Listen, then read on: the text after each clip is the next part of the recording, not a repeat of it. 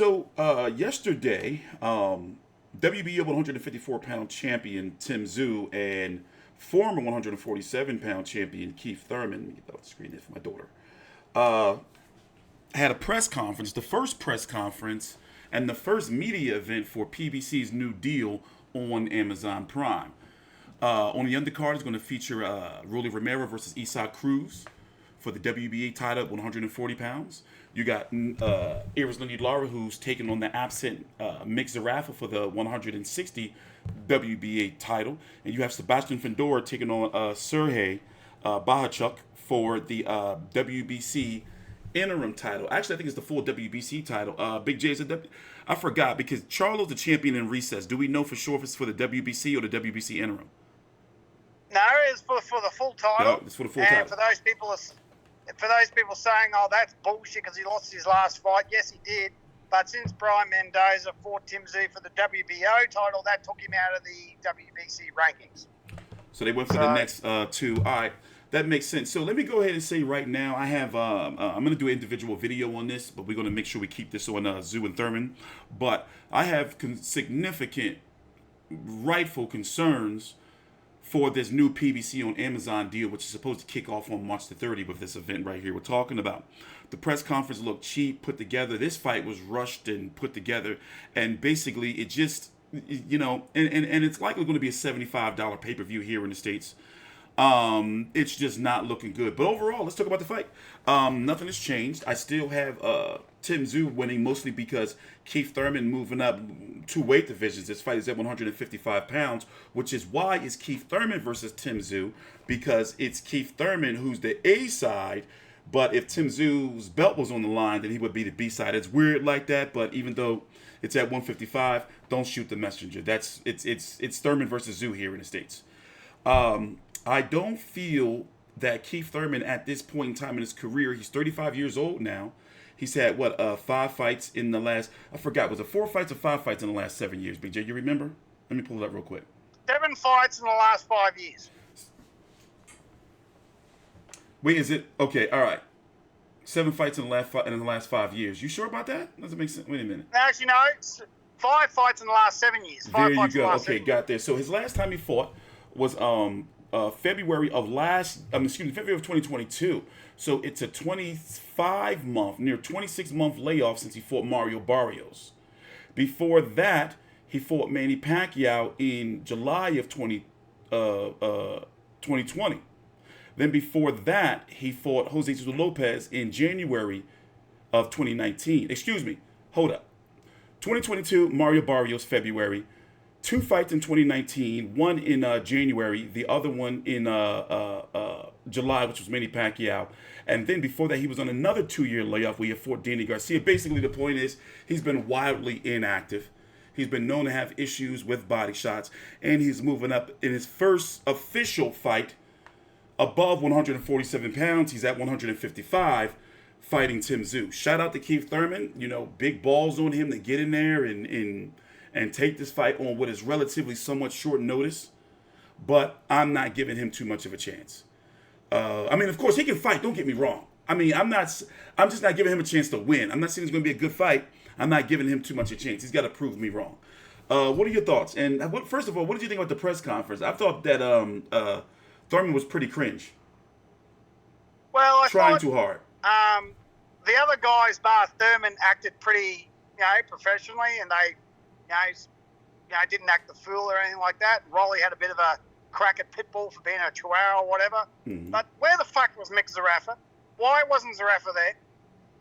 Yeah, as we were talking about before the call, I was thinking that if he didn't show up, because you said he's supposed to be already in the States, and this is a pay-per-view. His first American pay-per-view, by the way, but he's fighting for a world title.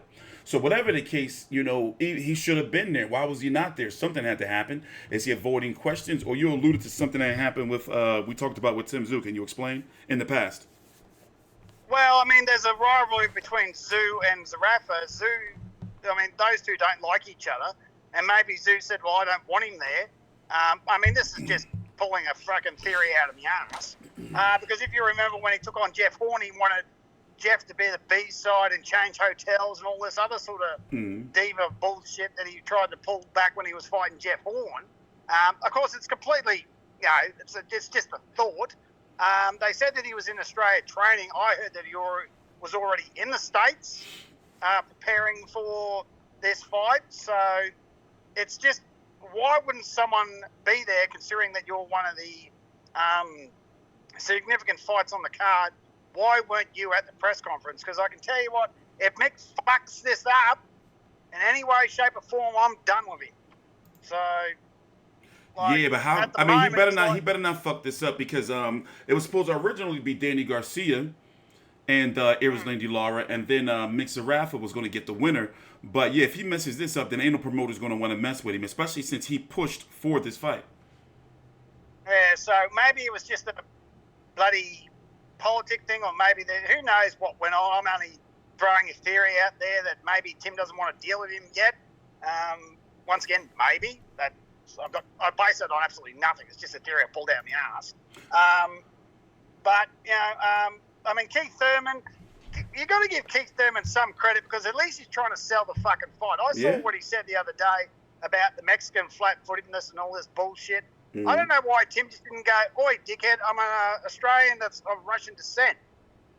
That's a stupid fucking theory. I don't know why he just didn't tell him. No, I think he was joking. I think he was joking around, basically trying to say he's just a base. I think he was just trying to say that Tim Tszyu is just a basic Mexican style fighter. Yeah, that's exactly what Keith was going to say, and he's trying to build the fight. You got to remember, Keith Thurman this is what Tim was always going to run into the second he took on a high level Yank.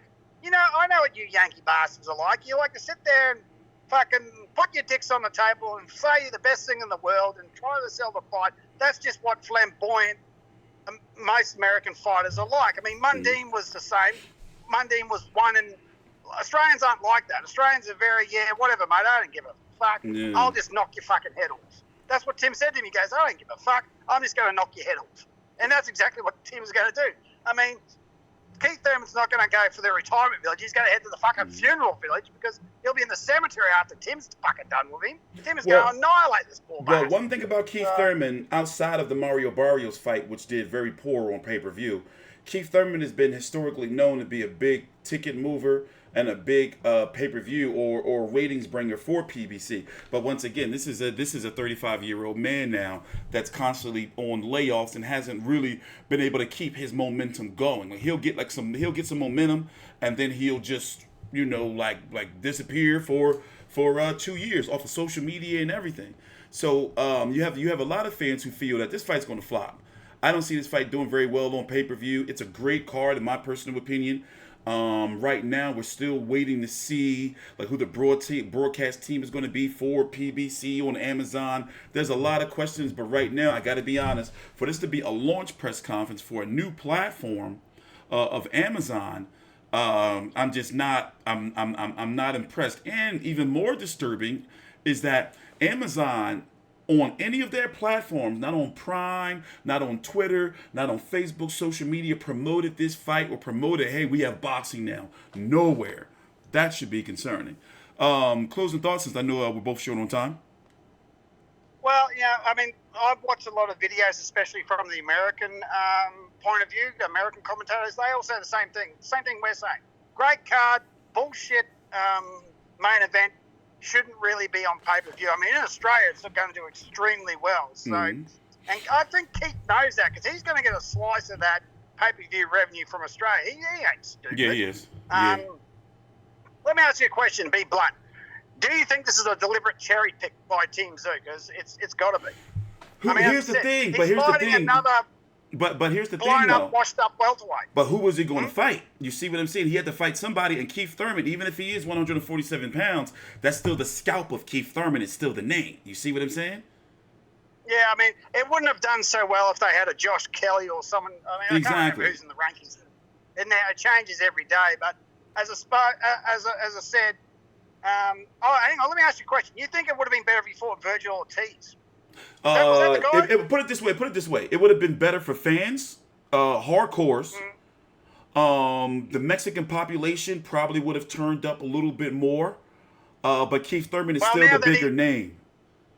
Well, now that Thurman's insulted them, they'll want to see him get the shit kicked out of him because I've seen a lot of social media, the Mexicans are pretty pissed off at it, or Mexican boxing fans are pretty pissed off at him. So, and that's, I mean, Thurman knows his role. He's playing the heel because in the wrestling business, we all know the heel's the one that makes the face. Yeah, he knows what he's doing. Everyone knows that. He definitely knows what he's doing. He knows exactly what he's doing. And Tim knows exactly what he's doing because Tim's the face in this thing. Thurman's the heel, Tim's the face. They know that. These guys aren't fucking stupid. Yeah. I know for sure Keith Thurman, he's a showman.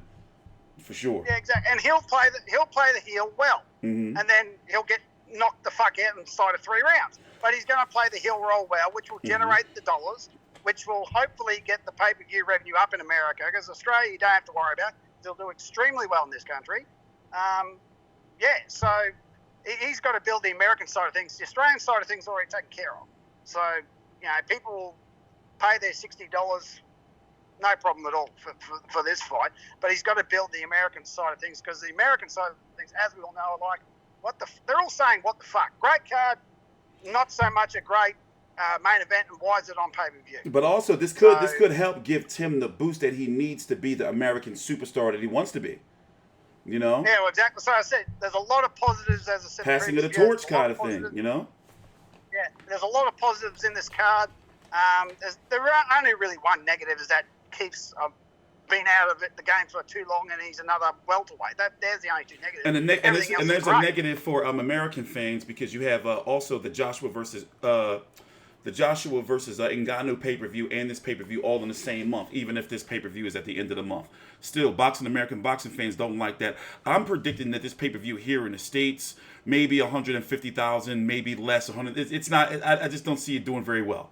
You know, no matter how stacked the undercard is. If anything, Rolly's going to be Rolly Romero, Eastside Cruz is going to pull in a nice amount, especially with Eastside Cruz and his Mexican fan base.